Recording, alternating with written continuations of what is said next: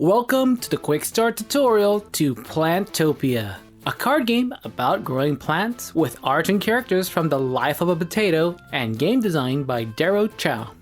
Plantopia plays to 2 to 5 players for ages 10 and up and plays around 30 minutes.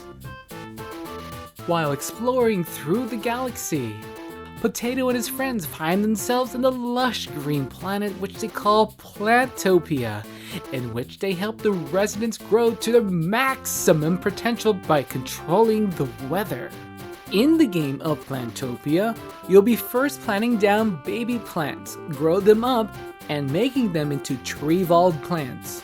Once a player has made 4 tree-vault plants, the game ends and the player with the most points becomes the winner of Plantopia. There are 3 steps to setting up a game. First, shuffle all the plant cards into one deck, then deal each player 6 cards. If the player wishes, they may discard all their cards to draw a new hand of 6 cards. Second, each player choose a 3-card weather deck with the same character. Check to see if you have a sunny, cloudy, and rain card. You can check the cards back to see which character it belongs to. Then, with the unused cards, combine and form the weather deck. In a 5-player game, there won't be a weather deck. Finally, place the bonus cards and give each player 5 planted cards into their garden. That's it! Let's move on to gameplay. There are 2 main phases in the game.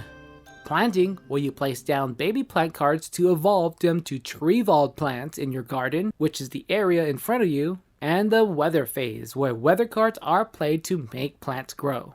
In the planting phase, before doing anything, each player draws 1 card, then they choose one of 3 actions: plant, grow, or draw a card. This part of the game happens simultaneously so that all players may take their turns while others are performing theirs. You can plant cards as long as you have the requirements to do so. Baby plants are your starter plants, which usually require you to discard cards in order to plant it. For tree-vault plants, usually require you to use up a baby plant by discarding it from your garden at a certain level in order to plant it. While you can only use 5 planters to grow plants, level 3 plants do not count towards that limit. Let's take a closer look at plant cards for a moment. On the top left shows what is needed to plant it. A picture of a card means you need to discard from your hand. If a number and a plant type is displayed, then you need to pay the requirements with a plant that is that type with the minimum required level. There are 3 types of plants: trees, flowers, and succulents. Their type is found on the bottom right of the card. When planting, take a planter card from the supply to keep track of its level. All plants start at level 0. The top right shows the number you'll receive at the end of the game for each time it has grown. A plant can grow up to level 3, which is then removed from the planter card and turned sideways to show it's done growing. The planter card is now free for a new plant. The bottom of each card will have a scoring effect that will take an effect at the end of the game, or an instant effect with a lightning symbol. Lightning effects activate as soon as the plant is placed into the garden. Besides planting, you'll be able to grow plants. To do this, you need to discard cards from your hand equal to the numbers shown on the top left. Discarding cards for this action is only needed so you don't have to give up a plant to do so. If you don't want to plant or grow, then you can draw 5 cards and keep one of them. In the weather phase, this is where plants do their growing. After everyone has done their action phase, it's time to select weather cards. Right before, when planting with 2 players, 2 cards are randomly selected and placed face up from the weather deck, and 1 card in the games with 3 and 4 players. Then each player chooses one of the 3 weather cards face down. Once all players have chosen their cards, all cards are flipped face up. In a 2-player and 3-player game, add weather cards from the weather deck so there are 5 cards face up. With these weather cards, check each plant to see if they gain a level. If a weather card matches those on the plant moves up a level. The order of the weather cards do not matter. In some cases, if the requirement to grow the plants happens twice, that plant is able to grow up 2 levels. If a player has a bonus weather card, it works like an extra weather card. They may play it for their garden only, and they return the card at the end of the turn. After resolving weather, a new turn begins.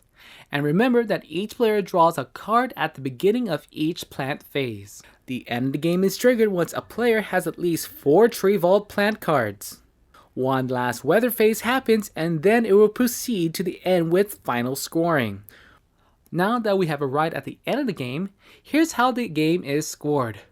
First, on the top right, we'll have the number of rainbow leaves. If it has an arrow with it, it means every time the plant has grown, the player receives that many points. So, a level 2 plant with 3 leaves and an arrow will score 6 points. 3 for the number and times 2 for the level. Also, for the card bottoms, plants will score in various ways. Refer to the rulebook for more information. The player with the most points wins the game. Then, if there is a tie, the player with the most Tree Vault plant cards wins the game. This concludes the quick start tutorial to Plantopia. For more information about this game, please visit origame.co/Plantopia. The cardboard stacker likes to give special thanks to the creator of the game. And thanks for watching. If you like more videos like this, including tutorials, reviews, playthroughs, and previews, please give this video a like by hitting that thumbs up, clicking that notification bell, and subscribe to the channel. I'm Ferdinand the Cardboard Stacker, and I'm here to remind you to keep on stacking games.